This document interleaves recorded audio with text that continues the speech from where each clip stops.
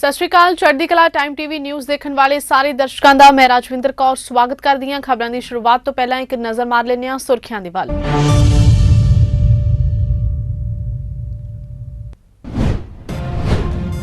श्रीलंका जाने वाले भारतीयों ने भारतीय विदेश मंत्रालय ने दिते दिशा निर्देश। कहा श्रीलंका की यात्रा दौरान थोड़ी सावधानी बरतन लोग।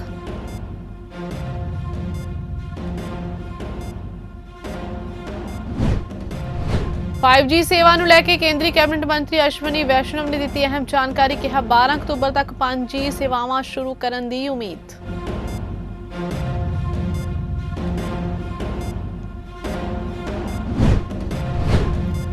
आप ने हिमाचल के लोगों को दी दूजी गारंटी। दिल्ली के उप मुख्यमंत्री मनीष सिसोदिया ने किए सेहत के खेत्र नाल जुड़े कई अहम ऐलान।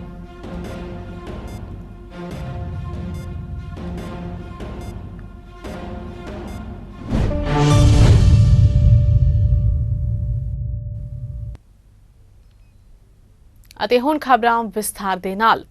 केंद्र सरकार ने श्रीलंका जाने वाले भारतीय नागरिकों को अपील की है कि वो यात्रा दौरान थोड़ी सावधानी बरतन। इस दे नाल ही यह भी कहा गया है कि मुद्रा ते ईंधन संबंधी विषयों ते पहलां तो ही तैयारी करके निकलन।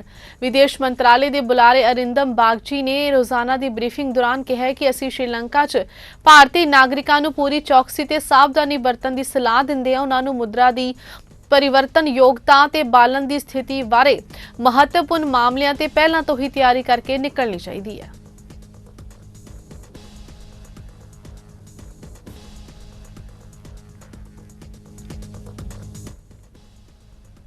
केंद्रीय संचार ते सूचना तकनोलॉजी मंत्री अश्विनी वैष्णव ने 5G की शुरुआत नूं लैके बड़ा ऐलान किया है। मंत्री ने लॉन्च करने नूं लैके इसकी तारीख भी दी है।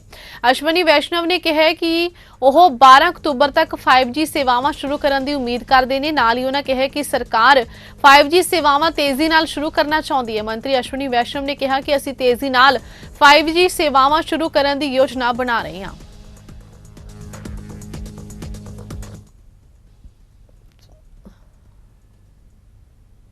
WhatsApp ਤੇ Facebook ਨੂੰ ਦਿੱਲੀ ਹਾਈ ਕੋਰਟ ਵੱਲੋਂ ਵੱਡਾ ਝਟਕਾ ਲੱਗਿਆ। WhatsApp ਦੀ ਨਵੀਂ ਪ੍ਰਾਈਵੇਸੀ ਪਾਲਿਸੀ ਨੂੰ ਲੈ ਕੇ ਭਾਰਤੀ ਪ੍ਰਤੀਯੋਗਿਤਾ ਕਮਿਸ਼ਨ ਦੀ ਜਾਂਚ ਜਾਰੀ ਰਹੇਗੀ। ਦਿੱਲੀ ਹਾਈ ਕੋਰਟ ਦੀ ਡਬਲ ਬੈਂਚ ਨੇ CCI ਜਾਂਚ ਵਿਰੁੱਧ Facebook ਤੇ WhatsApp ਦੀ ਅਰਜ਼ੀ ਨੂੰ ਰੱਦ ਕਰ ਦਿੱਤਾ ਹੈ। ਦੱਸਦੀ ਕਿ ਇਸ ਤੋਂ ਪਹਿਲਾਂ ਸਿੰਗਲ ਬੈਂਚ ਨੇ ਵੀ ਦੋਵਾਂ ਦੀ ਪਟੀਸ਼ਨ ਨੂੰ ਰੱਦ ਕੀਤਾ ਸੀ। ਇਸ ਦੇ ਵਿਰੁੱਧ WhatsApp ਤੇ Facebook ਨੇ ਹਾਈ ਕੋਰਟ ਦੀ ਡਬਲ ਬੈਂਚ ਦੇ ਸਾਹਮਣੇ ਅਰਜ਼ੀ ਲਗਾਈ ਸੀ। ਦਰਅਸਲ WhatsApp ਦੀ ਨਵੀਂ ਪ੍ਰਾਈਵੇਸੀ ਪਾਲਿਸੀ 'ਚ ਯੂਜ਼ਰਸ ਦਾ ਡਾਟਾ Facebook ਤੇ ਉਸ ਦੀਆਂ दूजियां कंपनियां नाल साझा कर सकता है। CCI का मानना है कि इस तरह का डाटा फेसबुक नूं दूजियां कंपनियां नाल अगे करेगा ते प्रतियोगिता विच भी अगे रखेगा। इसे नूं लैके CCI जांच कर रहे हैं।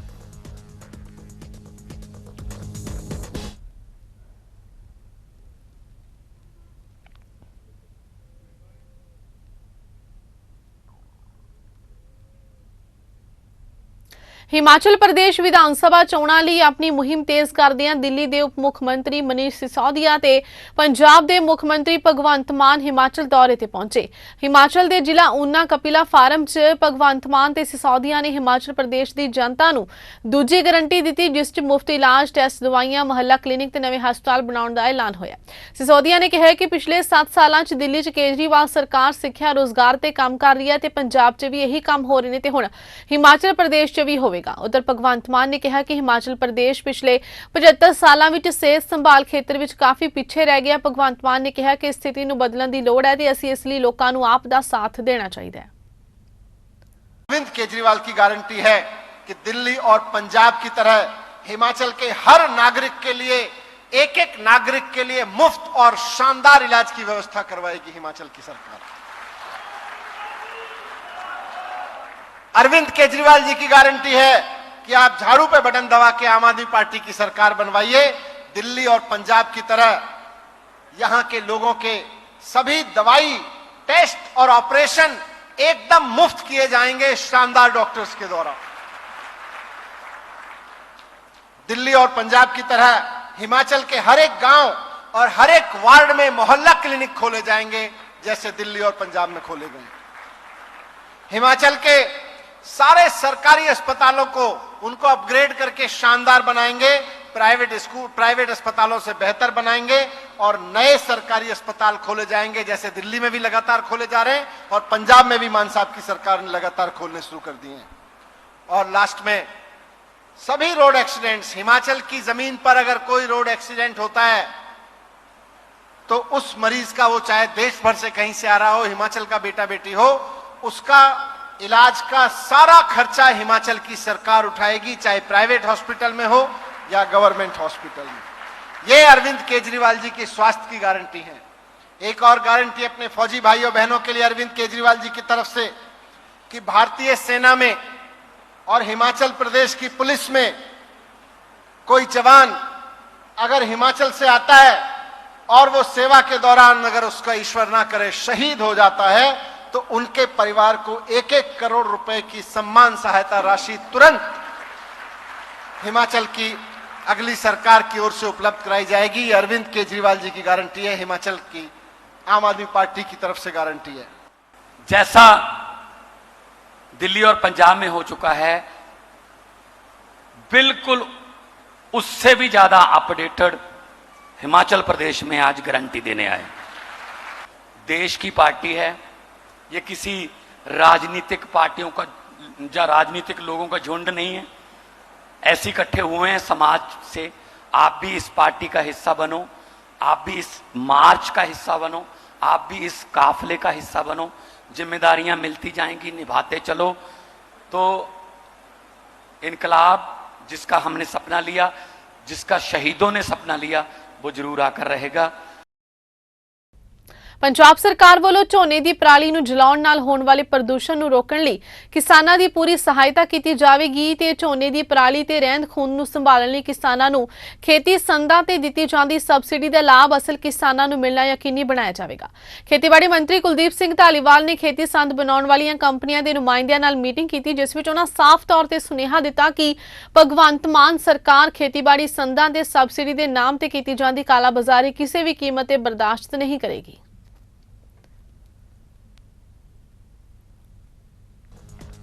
ਅੱਜ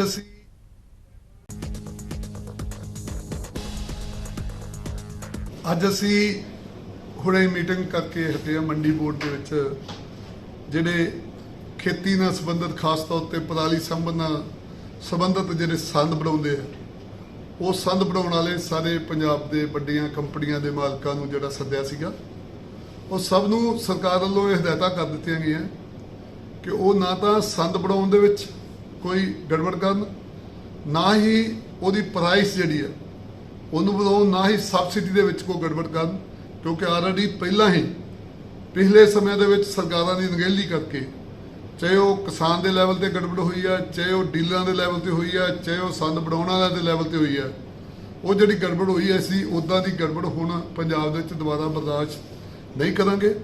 ਅਸੀਂ ਇਹ ਜਿਹੜੀਆਂ ਸਬਸਿਡੀਆਂ ਦੇ ਰਹੀਆਂ ਇਹਦੇ ਦੋ ਮਤਲਬ ਹੈ।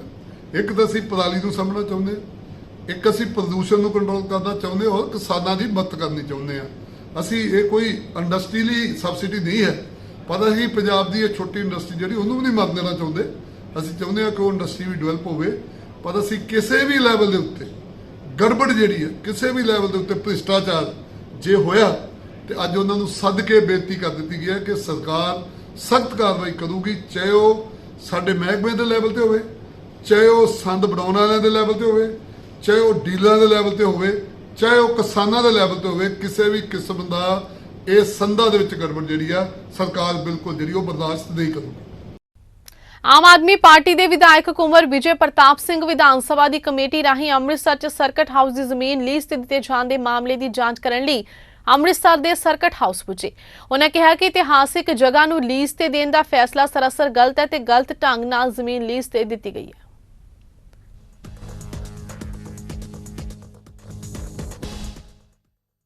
ਸਰਕਾਰਾਂ ਦਾ ਤੁਸੀਂ ਦੇਖੋਗੇ, ਕਾਂਗਰਸ ਦੀ ਸਰਕਾਰ, ਅਕਾਲੀ ਦਲ ਦੀ ਸਰਕਾਰ, ਉਹਨਾਂ ਨੇ ਜੋ ਕੁਝ ਕੀਤਾ, ਤੁਸੀਂ ਪੂਰੇ ਪੰਜਾਬ ਦੇ ਵਿੱਚ ਦੇਖੋ ਜਾ ਕੇ, ਹਰ ਸਰਕਾਰੀ ਪ੍ਰਾਪਰਟੀ ਵੇਚ ਦਿੱਤੀ ਗਈ ਹੈ ਜਿੱਥੇ ਜਿੱਥੇ ਮਤਲਬ। ਔਰ ਖਰੀਦਿਆ ਕਿਸਨੇ ਹੈ ਤੁਹਾਨੂੰ ਪਤਾ ਹੋਣਾ ਚਾਹੀਦਾ ਹੈ, ਲੀਡਰਾਂ ਨੇ ਖਰੀਦ ਲਿਆ ਜੀ।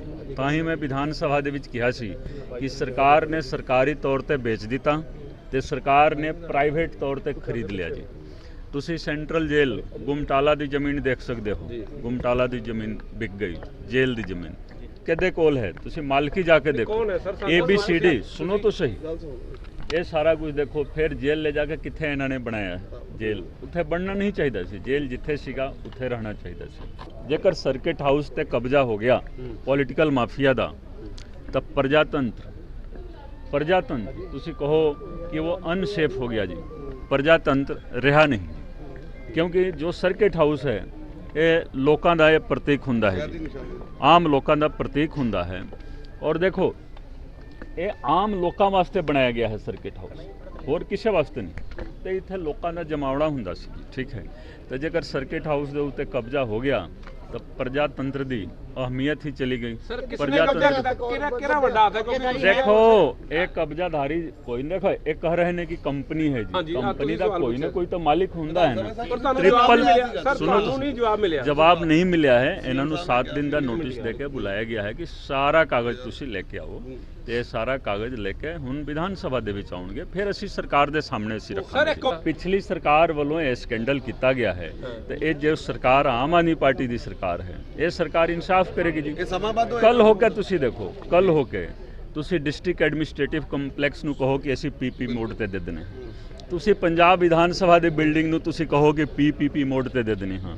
ਜੋ ਸੈਕਟਰੀਏਟ ਹੈ ਪੰਜਾਬ ਸਰਕਾਰ ਦਾ, ਪੰਜਾਬ ਪੁਲਿਸ ਦਾ ਹੈੱਡਕੁਆਟਰ ਹੈ, ਤੁਸੀਂ ਕਹੋ ਕਿ ਅਸੀਂ ਪੀਪੀਪੀ ਮੋਡ ਤੇ ਦੇ ਦੇਣੇ ਹਾਂ ਜੀ, ਠੀਕ ਹੈ। ਕਿਉਂ ਇਹਦੀ ਲੋੜ ਕਿਉਂ ਪਈ? ਸਭ ਤੋਂ ਪਹਿਲਾਂ ਇਹ ਦੇਖਣਾ ਪਵੇਗਾ ਨਾ ਜੀ, ਇਹਦੀ ਲੋੜ ਕਿਉਂ? ਐਸੇ ਚੀਜ਼ ਦੀ ਇਨਕੁਆਇਰੀ ਦੇਖੋ, ਕਮੇਟੀ ਨੇ ਇਨਕੁਆਇਰੀ ਕਰਨੀ ਹੈ, ਮੈਂਬਰ ਸਾਹਿਬਾਨ ਵੀ ਆਏ ਨੇ। ਅਸੀਂ ਹਰ ਜ਼ਿਲ੍ਹੇ ਦੇ ਵਿੱਚ ਜਾ ਰਹੇ ਹਾਂ, ਜ਼ਿਲ੍ਹੇ ਦੀ ਜੋ ਸਮੱਸਿਆ ਹੈ। ਤੇ ਜਿਸ ਤਰ੍ਹਾਂ ਬੱਗਾ ਸਾਹਿਬ ਨੇ ਕਿਹਾ, ਇਹ ਦੇਖੋ ਅਸੀਂ ਕੱਲ ਤੋਂ ਵੱਖ-ਵੱਖ ਥਾਵਾਂ ਤੇ ਅੰਮ੍ਰਿਤਸਰ ਦੇ ਵਿੱਚ ਜਾ ਰਹੇ ਹਾਂ, ਇਸੇ ਤਰੀਕੇ ਦੇ ਨਾਲ ਹਰ ਜ਼ਿਲ੍ਹੇ ਦੇ ਵਿੱਚ ਜਾਣਾ ਹੈ। ਔਰ ਜੋ ਸਾਡਾ ਜੁਰਿਸਡਿਕਸ਼ਨ ਹੈ, ਕਮੇਟੀ ਦਾ ਜੋ ਜੁਰਿਸਡਿਕਸ਼ਨ ਹੈ, ਉਸ ਜੁਰਿਸਡਿਕਸ਼ਨ ਦੇ ਵਿੱਚ ਰਹਿ ਕੇ ਅਸੀਂ ਕੰਮ ਕਰ ਰਹੇ ਹਾਂ। ਸ਼੍ਰੋਮਣੀ ਅਕਾਲੀ ਦਲ ਦੇ ਪ੍ਰਧਾਨ ਸੁਖਬੀਰ ਸਿੰਘ ਬਾਦਲ ਤੇ ਬੇਅਦਬੀ ਤੇ ਕੋਟਕਪੂਰਾ ਗੋਲੀकांड ਦੇ ਦੋਸ਼ੀਆਂ ਦੀ ਸਰਪ੍ਰਸਤੀ ਦਾ ਦੋਸ਼ ਲਾਉਂਦੇ ਹੋਏ ਆਮ ਆਦਮੀ ਪਾਰਟੀ ਨੇ ਬਾਦਲ ਨੂੰ ਇਹਨਾਂ ਮਾਮਲਿਆਂ 'ਚ ਆਪਣੀ ਸ਼ਮੂਲੀਅਤ ਤੇ ਡੇਰਾ ਸੱਚਾ ਸੌਦਾ ਮੁਖੀ ਰਾਮ ਰਹੀਮ ਨਾਲ ਉਹਨਾਂ ਦੇ ਸਬੰਧਾਂ ਬਾਰੇ ਸਪਸ਼ਟੀਕਰਨ ਦੇਣ ਦੀ ਚੁਣੌਤੀ ਦਿੱਤੀ ਹੈ। ਐਡਵੋਕੇਟ ਰਵਿੰਦਰ ਸਿੰਘ ਤੇ ਆਰਪੀਐਸ ਮਲਹੋਤਰਾ ਨਾਲ ਇੱਕ ਪ੍ਰੈਸ ਕਾਨਫਰੰਸ ਨੂੰ ਸੰਬੋਧਨ ਕਰਦਿਆਂ ਆਪ ਦੇ ਮੁੱਖ ਬੁਲਾਰੇ ਮਾਲਵਿੰਦਰ ਕੰਗ ਨੇ ਕਿਹਾ ਕਿ ਸ਼੍ਰੀ ਗੁਰੂ ਗ੍ਰੰਥ ਸਾਹਿਬ ਜੀ ਦੀ ਬੇਅਦਬੀ ਤੋਂ ਬਾਅਦ 2015 ਦੇ ਕੋਟਕਪੂਰਾ ਗੋਲੀਬਾਰੀ ਮਾਮਲੇ ਵਿੱਚ ਚੱਲ ਰਹੀ ਜਾਂਚ 'ਚ ਸੁਖਬੀਰ ਬਾਦਲ ਦਾ ਨਾਮ ਆ ਰਿਹਾ, ਇਸ ਲਈ ਵਿਸ਼ੇਸ਼ ਜਾਂਚ ਟੀਮ ਨੇ ਸਾਬਕਾ ਉਪ ਮੁੱਖ ਮੰਤਰੀ ਸੁਖਬੀਰ ਬਾਦਲ ਨੂੰ ਕੋਟਕਪੂਰਾ ਗੋਲੀकांड ਦੀ ਜਾਂਚ ਵਿੱਚ ਪੁੱਛਗਿੱਛ ਲਈ 30 ਅਗਸਤ ਨੂੰ ਤਲਬ ਕੀਤਾ। ਕੰਗ ਨੇ ਕਿਹਾ ਕਿ ਸਿੱਟ ਦੇ ਸੰਮਨ ਤੋਂ ਬਾਅਦ ਅਸੀਂ ਉਮੀਦ ਕਰਦੇ ਹਾਂ ਕਿ ਸੁਖਬੀਰ ਬਾਦਲ ਸਪਸ਼ਟ ਕਰਨਗੇ ਕਿ ਸ਼ਾਂਤਮਈ ਸਿੱਖ ਪ੍ਰਦਰਸ਼ਨਕਾਰੀਆਂ ਤੇ ਗੋਲੀ ਚਲਾਉਣ ਦਾ ਹੁਕਮ ਕਿਹਨੇ ਦਿੱਤਾ ਹੈ ਤੇ ਕਿਸ ਨੇ ਡੇਰਾ ਮੁਖੀ ਨਾਲ ਮਿਲ ਕੇ ਸਾਜ਼ਿਸ਼ ਰਚੀ ਸੀ ਤੇ ਉਸ ਦੀਆਂ ਫਿਲਮਾਂ ਦਾ ਪੰਜਾਬ ਵਿੱਚ ਪ੍ਰਚਾਰ ਵੀ ਕੀਤਾ ਸੀ। ਅਕਾਲੀ ਦਲ ਦੇ ਪ੍ਰਧਾਨ ਸਾਹਿਬ ਨੇ ਪ੍ਰੈਸ ਕਾਨਫਰੰਸ ਕੀਤੀ ਹੈ। ਅੱਜ ਉਹਨਾਂ ਨੂੰ ਜਿਹੜੀ ਮਾਨਯੋਗ ਹਾਈ ਕੋਰਟ ਵੱਲੋਂ ਐਸਆਈਟੀ ਬਣਾਈ ਗਈ ਸੀ, ਉਹਨਾਂ ਨੇ ਇੱਕ ਸਮਨ ਜਾਰੀ ਕੀਤਾ ਹੈ ਸੁਖਬੀਰ ਸਿੰਘ ਬਾਦਲ ਨੂੰ, ਜਿਹੜੇ ਕਿ 2015 ਚ ਸੂਬੇ ਦੇ ਡਿਪਟੀ ਸੀਐਮ ਸੀ ਔਰ ਨਾਲ ਪੰਜਾਬ ਦੇ ਹੋਮ ਮਿਨਿਸਟਰ ਵੀ ਸੀ। ਉਹਨਾਂ ਨੂੰ 30 ਅਗਸਤ ਨੂੰ ਪੇਸ਼ ਹੋਣ ਲਈ ਕਿਹਾ ਗਿਆ। ਅਸੀਂ ਉਮੀਦ ਕਰ ਰਹੇ ਸੀ ਵੀ ਸੁਖਬੀਰ ਸਿੰਘ ਬਾਦਲ ਜਿਨ੍ਹਾਂ ਨੇ ਅੱਜ ਪ੍ਰੈਸ ਕਾਨਫਰੰਸ ਕੀਤੀ ਹੈ, ਉਹ ਇਹ ਦੱਸਣਗੇ ਕਿ ਕੋਟਕਪੂਰੇ 'ਚ ਗੋਲੀकांड ਜਿਹੜਾ ਹੋਇਆ, ਜਿੱਥੇ ਨਿਹੱਥੇ ਪੀਸਫੁਲੀ ਪ੍ਰੋਟੈਸਟ ਕਰ ਲਈ ਸਿੱਖ ਸੰਗਤ ਤੇ ਗੋਲੀਆਂ ਚਲਾਈਆਂ ਗਈਆਂ, ਉਹ ਕਿਹਦੇ ਕਹਿਣ ਤੇ ਚਲਾਈਆਂ ਸੀ? ਅਸੀਂ ਉਮੀਦ ਕਰ ਰਹੇ ਸੀ ਸੁਖਬੀਰ ਸਿੰਘ ਬਾਦਲ ਸਾਹਿਬ ਦੱਸਣਗੇ ਕਿ ਜਿਹੜਾ ਪਰਮਾਰ ਸਾਹਿਬ ਦੀ ਰਿਪੋਰਟ 'ਚ ਆਇਆ ਵੀ ਡੇਰੇ ਵਾਲਿਆਂ ਦੀ ਸ਼ਮੂਲੀਅਤ ਰਹੀ ਹੈ ਗੁਰੂ ਸਾਹਿਬ ਦੀ ਬੇਅਦਬੀ ਨੂੰ ਲੈ ਕੇ, ਉਹਦੇ ਨਾਲ ਉਹਨੂੰ ਮਾਫੀਨਾਮਾ ਕਿਹਨੇ ਦਿੱਤਾ, ਉਹਨਾਂ ਦੀਆਂ ਫਿਲਮਾਂ ਕਿੰਨੇ ਹਿੱਟ ਕਰਵਾਈਆਂ, ਉਹਨਾਂ ਨਾਲ ਮੀਟਿੰਗਾਂ ਕਿੰਨੇ ਕੀਤੀਆਂ।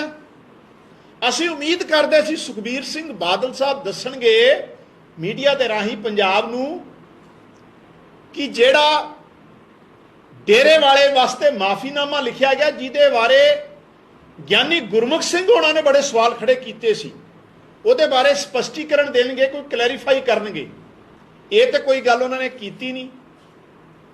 ਤੇ ਹੋਰ ਹੀ ਇੱਕ ਸਟੋਰੀ, ਯਾਨੀ ਕਿ ਮੁੱਦਾ ਇਹ ਸੀ ਵੀ ਐਸਆਈਟੀ ਨੇ 30 ਅਗਸਤ ਨੂੰ ਸੁਖਬੀਰ ਸਿੰਘ ਬਾਦਲ ਸਾਹਿਬ ਨੂੰ ਬੁਲਾਇਆ ਆ, ਸੰਮਨ ਜਾਰੀ ਹੋਏ ਆ, ਤੇ ਇੱਕ ਬੇਬੁਨਿਆਦ ਆਰੋਪ ਜਿਹੜਾ ਜਿਹਦੇ 'ਚ ਕੋਈ ਤੱਥ ਨਹੀਂ ਹੈਗੇ, ਜਿਹਦੇ 'ਚ ਕੋਈ ਸੱਚਾਈ ਨਹੀਂ ਹੈ, ਐਕਸਾਈਜ਼ ਪਾਲਿਸੀ ਨੂੰ ਲੈ ਕੇ। ਹਰਿਆਣਾ ਦੇ ਮੁੱਖ ਮੰਤਰੀ ਮਨੋਹਰ ਲਾਲ ਨੇ ਸੂਬੇ ਦੇ ਲੋਕਾਂ ਨੂੰ ਆਰਾਮਦਾਇਕ ਆਵਾਜਾਈ ਉਪਲਬਧ ਕਰਾਉਣ ਦੇ ਮੱਦੇਨਜ਼ਰ ਐਲਾਨ ਕੀਤੇ ਨੇ ਕਿ ਹੁਣ ਤੋਂ ਸ਼ਹਿਰੀ ਖੇਤਰਾਂ ਵਿੱਚ ਨਵੀਂ ਸੜਕਾਂ ਦਾ ਨਿਰਮਾਣ 50-50% ਦੀ ਹਿੱਸੇਦਾਰੀ ਅਨੁਸਾਰ ਕੀਤਾ ਜਾਵੇਗਾ। ਯਾਨੀ ਕਿ ਸੜਕਾਂ ਦੇ ਨਿਰਮਾਣ ਲਈ 50% ਪੈਸਾ ਰਾਜ ਸਰਕਾਰ ਵੱਲੋਂ ਦਿੱਤਾ ਜਾਵੇਗਾ ਤੇ 50% ਦਾ ਖਰਚ ਸ਼ਹਿਰੀ ਸਥਾਨਕ ਨਿਗਮਾਂ ਨੂੰ ਕਰਨਾ ਹੋਵੇਗਾ। ਮੁੱਖ ਮੰਤਰੀ ਪ੍ਰੈਸ ਕਾਨਫਰੰਸ ਨੂੰ ਸੰਬੋਧਨ ਕਰ ਰਹੇ ਸਨ। ਮੁੱਖ ਮੰਤਰੀ ਨੇ ਕਿਹਾ ਕਿ ਹਰਿਆਣਾ ਰਾਜ ਖੇਤੀਬਾੜੀ ਮਾਰਕੀਟਿੰਗ ਬੋਰਡ ਸੂਬੇ ਵਿੱਚ ਲਗਭਗ 850 ਕਿਲੋਮੀਟਰ ਲੰਬਾਈ ਦੀਆਂ 313 ਸੜਕਾਂ ਬਣਾਈ ਜਾਣੀਆਂ ਨੇ, ਜਿਸ ਤੇ ਲਗਭਗ 425 ਕਰੋੜ ਰੁਪਏ ਦਾ ਖਰਚ ਆਵੇਗਾ। ਨਵੀਆਂ ਸੜਕਾਂ DDWM ਦੇ ਸਥਾਨ ਤੇ ਬਲੈਕ ਟਾਪ ਤਕਨੀਕ ਨਾਲ ਬਣਾਈਆਂ ਜਾਣਗੀਆਂ। ਇਹਨਾਂ ਸੜਕਾਂ ਤੇ ਪਾਣੀ नहीं ਭਰੇਗਾ ਤੇ ਆਵਾਜਾਈ ਵੀ सरल होगी। 150 किलोमीटर की सड़कें हैं और कुल सड़कें हैं ये 313, जिस पर लगभग 425 करोड़ रुपया खर्च आएगा। मार्केटिंग बोर्ड की सड़कें सामान्यतः जो वहाँ फीस आती है, मार्केट फीस, उसी में से बनाई जाती हैं, क्योंकि अभी पिछले 2-3 वर्षों से ये जो फीस आने का क्रम है ये थोड़ा कम हुआ है। कुछ तो 3 कानूनों के कारण से, कुछ हमने उसमें रेट कम कर दिए और कुछ MSP से रेट ज़्यादा मिलने के कारण से बिक्री मंडियों से बाहर होने लगी, तो उसके कारण से स्वाभाविक है मार्केट फीस उसमें से पिछले 3 साल कम आई है। फिर भी हमने कहा कि इन सड़कों को सबको बनाएंगे। डिपार्टमेंट ने यानी हमारे बोर्ड ने कहा कि हमको 150 करोड़ रुपये अतिरिक्त मिल जाए तो ये सारी सड़कें बना देंगे। वो पैसा HRDF के फंड में से विदाउट इंटरेस्ट उनको उपलब्ध कराया जाएगा, ताकि उनके पास जब पैसा आएगा तो वापस दे सकेंगे। तो ये सब कुछ तो सड़कें 31-3-23 तक इसमें कंप्लीट हो जाएंगी, जो भी वर्तमान में चल रही हैं और जिनके भी टेंडर जारी हो गए हैं, जिसकी स्वीकृति अब होगी। और वो जो सब विचाराधीन जो आगे के काम जो मैंने बताया है 31-3-24 तक, यानी मार्केट कमेटी की कोई नई सड़क 31-3-24 के बाद बचेगी नहीं। किसी भी गांव का रास्ता जो मार्केटिंग बोर्ड के साथ, मंडी के साथ जोड़ना है, हाँ कुछ नई मंडियां बनेंगी, उसके लिए हो सकता आवश्यकता पड़े, लेकिन वर्तमान में जो मंडी स्ट्रक्चर है उसके हर गांव तक की अप्रोच 31-3-24 तक हम सड़कें कंप्लीट कर देंगे।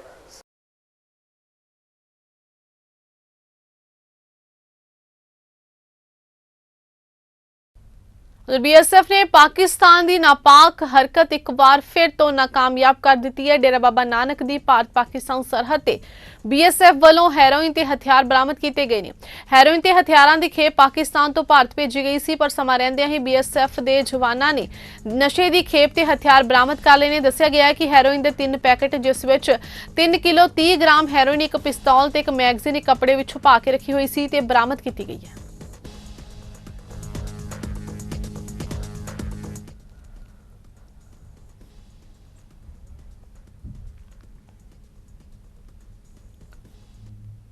पंजाब सरकार वालों नशिਆਂ ਦਾ ਖਾਤਮਾ ਕਰਨ ਸੰਬੰਧੀ ਵਿੱਢੀ ਗਈ ਮੁਹਿੰਮ ਅਤੇ ਜੇਲ੍ਹਾਂ ਅੰਦਰ ਬੰਦ ਵਿਅਕਤੀਆਂ ਨੂੰ ਨਸ਼ਿਆਂ ਦੀ ਸਪਲਾਈ ਕਰਨ ਦੀ ਚੇਨ ਤੋੜਨ ਸੰਬੰਧੀ ਉਦੋਂ ਵੱਡੀ ਕਾਮਯਾਬੀ ਮਿਲੀ ਜਦੋਂ STF ਫਿਰੋਜ਼ਪੁਰ ਰੇਂਜ ਨੇ ਜੇਲ੍ਹ ਵਿੱਚ ਤਾਇਨਾਤ ਡਾਕਟਰ ਸ਼ਸ਼ੀ ਭੂਸ਼ਣ ਨੂੰ ਗ੍ਰਿਫਤਾਰ ਕੀਤਾ, ਜਿਸ ਪਾਸੋਂ 8 ਗ੍ਰਾਮ ਹੈਰੋਇਨ, 14 ਲੀਟਰ ਵਰਤਿਆ ਹੋਇਆ ਸਿਲਵਰ ਪੇਪਰ ਤੇ पंजाब सरकार वालों नशिਆਂ ਦਾ ਖਾਤਮਾ ਕਰਨ ਸੰਬੰਧੀ ਵਿੱਢੀ ਗਈ ਮੁਹਿੰਮ ਤੇ ਜੇਲ੍ਹਾਂ ਅੰਦਰ ਬੰਦ ਵਿਅਕਤੀਆਂ ਨੂੰ ਨਸ਼ਿਆਂ ਦੀ ਸਪਲਾਈ ਕਰਨ ਦੀ ਚੇਨ ਤੋੜਨ ਸੰਬੰਧੀ ਉਦੋਂ ਵੱਡੀ ਕਾਮਯਾਬੀ ਮਿਲੀ ਜਦੋਂ STF ਫਿਰੋਜ਼ਪੁਰ ਰੇਂਜ ਨੇ ਜੇਲ੍ਹ 'ਚ ਤਾਇਨਾਤ ਡਾਕਟਰ ਸ਼ਸ਼ੀ ਭੂਸ਼ਣ ਨੂੰ ਗ੍ਰਿਫਤਾਰ ਕੀਤਾ, ਜਿਸ ਪਾਸੋਂ 8 ਗ੍ਰਾਮ ਹੈਰੋਇਨ, 14 ਲਾਈਟਰ ਵਰਤਿਆ ਹੋਇਆ ਸਿਲਵਰ ਪੇਪਰ ਤੇ 10.5 ਰੁਪਏ ਵਾਲੇ ਨੋਟ ਬਰਾਮਦ ਹੋਏ ਨੇ। ਮੁੱਢਲੀ ਪੁੱਛਗਿੱਛ ਦੌਰਾਨ ਇਹ ਗੱਲ ਸਾਹਮਣੇ ਆਈ ਕਿ ਡਾਕਟਰ ਸ਼ਸ਼ੀ ਭੂਸ਼ਣ ਨਵੰਬਰ 2021 ਤੋਂ ਫਿਰੋਜ਼ਪੁਰ ਜੇਲ੍ਹ ਦੇ ਸਰਕਾਰੀ ਹਸਪਤਾਲ ਵਿੱਚ ਤਾਇਨਾਤ ਹੈ ਤੇ ਖੁਦ ਵੀ ਹੈਰੋਇਨ ਸਮੇਤ ਹੋਰ ਨਸ਼ੇ ਕਰਨ ਦਾ ਆਦੀ ਹੈ ਤੇ ਇਸ ਵੱਲੋਂ ਜੇਲ੍ਹ ਦੇ ਅੰਦਰ ਬੰਦੀਆਂ ਨੂੰ ਨਸ਼ੀਲੇ ਪਦਾਰਥਾਂ ਦੀ ਸਪਲਾਈ ਲੰਮੇ ਸਮੇਂ ਤੋਂ ਕੀਤੀ ਜਾ ਰਹੀ ਸੀ। डॉक्टर शशि भूषण का नाम है और ये MBBS डॉक्टर है। 7-8 महीने तो ये फिरोजपुर जेल ਦੇ ਵਿੱਚ बतौर डॉक्टर ड्यूटी कर रहा है और जिन्हों सानू इन्फॉर्मेशन मिली ये पता लग्या भी खुद भी ड्रग लेंदा है और जेल ਦੇ ਵਿੱਚ हौली हौली इन्हें अपना जोड़ा है एक नेटवर्क बनाना शुरू करता। 3-4 बंदे जोड़े है इन्हें नाल भी ला ले और उत्थे ड्रग वाले बंदे भी होंगे और जोड़े ड्रग नहीं ले रहे वो भी होंगे। इन्हें की करना कि जो ड्रग लेने वाले है उन्होंने मैडिसन के बहाने कदे उन्होंने नशे की गोली दे देनी या किसी को ड्रिप च दे देना या इन्हें की करना कि अड तरीके वरतने वो जोड़ा कोई नशा सीगा वो पेस्ट के ढक्कन दे दे देना। इस तरीके की मोड स्टूडेंट सी, क्योंकि डॉक्टर एक बड़ा रिस्पैक्ट होता है और मैडिसन बारे आम तौर पर जेल के स्टाफ को तो पता नहीं होता। इस करके ਜਿਹੜਾ ਜੇਲ੍ਹ ਸਟਾਫ ਹੈ ਇਹਦੀ ਤਲਾਸ਼ੀ ਵੇਲੇ ਥੋੜਾ ਲੀਨਟ ਵੀ ਰੱਖਦਾ ਸੀਗਾ, ਜਿੰਦਾ ਕਿ ਇਹ ਨਜਾਇਜ਼ ਫਾਇਦਾ ਉਠਾਉਂਦਾ ਸੀ। ਸਰ ਇਹ ਕਿੱਥੋਂ ਲੈ ਕੇ ਆਂਦਾ ਹੈਗਾ ਸੀਗਾ? ਇਸ ਤਰ੍ਹਾਂ ਡਾਕਟਰ ਹੈ। ਸਰ ਇਹ ਕਿੱਥੋਂ ਲੈ ਕੇ ਆਂਦਾ ਹੈਗਾ ਸੀ? ਹੈਰੋਇਨ ਵੀ ਇਹਦੇ ਕੋਲ ਬਰਾਮਦ ਹੋਈ? ਹਾਂ, ਇਹਦੇ ਤੋਂ ਹੈਰੋਇਨ ਵੀ ਬਰਾਮਦ ਹੋਈ ਹੈ ਔਰ ਇਹਦੇ ਤੋਂ 14 ਲਾਈਟਰ ਬਰਾਮਦ ਹੋਏ ਨੇ, ਕਿਉਂਕਿ ਜਦੋਂ ਆਪਾਂ ਫੋਇਲ ਪੇਪਰ ਨੂੰ ਗਰਮ ਕਰਦੇ ਹਾਂ ਉੱਥੇ ਬਹੁਤ ਸਾਰੇ ਸਾਨੂੰ ਵਾਰ-ਵਾਰ ਲਾਈਟਰ ਦੀ ਲੋੜ ਪੈਂਦੀ ਹੈ। ਫੋਇਲ ਪੇਪਰ ਬਰਾਮਦ ਹੋਇਆ ਔਰ ਇਹਦੇ ਤੋਂ ਜਿਹੜਾ ਹੈਗਾ ਆਪਣਾ ਨੋਟ ਤੇ ਲੋਕੀ ਕਰਦੇ ਆ, ਉਹ ਸੜੇ ਕੁਛ ਨੋਟ ਵੀ ਮਿਲੇ ਨੇ। ਹੁਣ ਜਿਹੜੀ ਇਹਦਾ ਅਸੀਂ ਰਿਮਾਂਡ ਲਵਾਂਗੇ, ਡਿਟੇਲ ਕੋਸ਼ਿਸ਼ ਕਰਾਂਗੇ, ਉਦੋਂ ਬਾਅਦ ਸਾਰਾ ਡਿਟੇਲ ਦੱਸਾਂਗੇ ਵੀ ਕਿੱਥੋਂ ਕਿੱਥੋਂ ਇਹ ਪਰਚੇਜ ਕਰਦਾ। ਅੰਮ੍ਰਿਤਸਰ 'ਚ ਕਿਸਾਨ ਜਥੇਬੰਦੀਆਂ ਵੱਲੋਂ ਡਿਪਟੀ ਕਮਿਸ਼ਨਰ ਦਫ਼ਤਰ ਦੇ ਬਾਹਰ ਰੋਸ ਪ੍ਰਦਰਸ਼ਨ ਕੀਤਾ ਗਿਆ, ਜਿਸ ਦੌਰਾਨ ਉਹਨਾਂ ਦਿੱਲੀ ਅੰਮ੍ਰਿਤਸਰ ਜੰਮੂ ਕਟੜਾ ਐਕਸਪ੍ਰੈਸ ਹਾਈਵੇ ਨੂੰ ਲੈ ਕੇ ਐਕਵਾਇਰ ਕੀਤੀ ਜ਼ਮੀਨ ਦੇ ਮੁਆਵਜ਼ੇ 'ਚ ਧਾਂਦਲੀ ਵਰਤਣ ਦੇ ਮਾਮਲੇ ਦੀ ਜਾਂਚ ਰਿਪੋਰਟ ਤੇ ਐਕਸ਼ਨ ਲੈਣ ਦੀ ਮੰਗ ਕੀਤੀ ਹੈ। ਕਿਸਾਨਾਂ ਨੇ ਕਿਹਾ ਕਿ ਛੋਟੇ ਕਿਸਾਨਾਂ ਨੂੰ ਜ਼ਮੀਨਾਂ ਦਾ ਘੱਟ ਮੁਆਵਜ਼ਾ ਦਿੱਤਾ ਗਿਆ, ਜਦੋਂ ਕਿ ਅਧਿਕਾਰੀ ਦੇ ਨਜ਼ਦੀਕੀਆਂ ਨੂੰ ਜ਼ਿਆਦਾ ਮੁਆਵਜ਼ਾ ਦਿੱਤਾ ਗਿਆ। ਉਹਨਾਂ ਕਿਹਾ ਕਿ ਸਰਕਾਰ ਮੁਲਜ਼ਮ ਖਿਲਾਫ ਸਖਤ ਕਾਰਵਾਈ ਕਰੇਗੀ।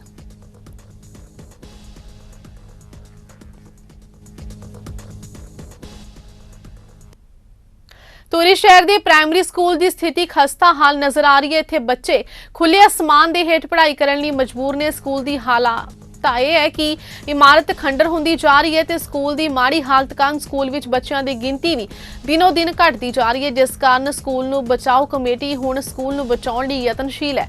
ਉਹਨਾਂ ਵੱਲੋਂ ਪੰਜਾਬ ਦੇ ਮੁੱਖ ਮੰਤਰੀ ਤੇ ਸਿੱਖਿਆ ਮੰਤਰੀ ਨੂੰ ਸਕੂਲ ਦੀ ਹਾਲਤ ਸੁਧਾਰਨ ਦੀ ਅਪੀਲ ਕੀਤੀ ਗਈ ਹੈ। ਸਕੂਲ ਬਚਾਓ ਕਮੇਟੀ ਦੇ ਮੈਂਬਰਾਂ ਦਾ ਕਹਿਣਾ ਹੈ ਕਿ ਇਹ ਸ਼ਹਿਰ ਦੇ ਮੱਧ ਵਿੱਚ ਇੱਕ ਪ੍ਰਾਇਮਰੀ ਸਕੂਲ ਹੈ। ਇੱਥੇ ਗਰੀਬ ਵਰਗ ਦੇ ਬੱਚੇ ਪੜ੍ਹਦੇ ਨੇ, ਪਰ ਕਿਸੇ ਵੀ ਸਰਕਾਰ ਨੇ ਸਕੂਲ ਦੀ ਹਾਲਤ ਸੁਧਾਰਨ ਲਈ ਕੋਈ ਕਦਮ ਨਹੀਂ ਚੁੱਕਿਆ।